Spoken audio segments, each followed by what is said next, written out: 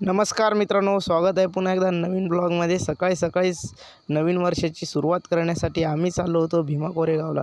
भीमा कोरेगावला जाण्यासाठी आम्ही पहिले तर लोहगावच्या बसस्टँडवर आलो, कारण इथून बस पकडून आम्हाला जायचं होतं भीमा कोरेगावला। डायरेक्ट भीमा कोरेगावला जाता येत नाही, म्हणून वाघोलीपासून शासनाने भीमा कोरेगावला जाण्यासाठी फ्रीमध्ये बस ठेवलेल्या आहेत। 855 बस ठेवलेल्या आहेत, म्हणून ती बस पकडून आम्ही आलो लोणीकण फाट्यावर। लोणीकण फाट्यावर इथे पार्किंगसाठी व्यवस्था केलेली आहे। इथून आम्ही ॲटो पकडून आलो भीमा कोरेगावच्या बस स्टॉपवर, आणि तिथून भीमा कोरेगाव आत एंट्री जाण्यासाठी आम्ही ही फ्रीमधली बस पकडली आणि आलो भीमा कोरेगावमध्ये।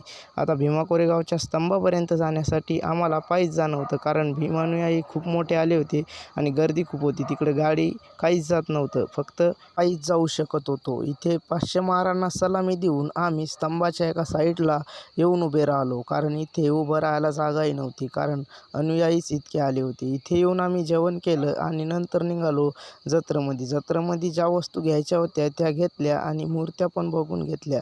नंतर आम्ही निघालो घरी जाण्यासाठी, कारण गर्दी खूप होती।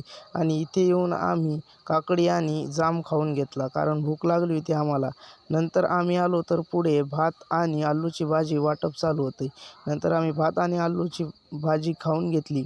इथून आम्ही निघालो परत पायी। 2 किलोमीटर आल्यानंतर गर्दी तुम्ही बघू शकता। इथून रिक्षा पकडून आलो लोहगावमध्ये। आजच्या पुरतं एवढंच, तोपर्यंत जय भीम।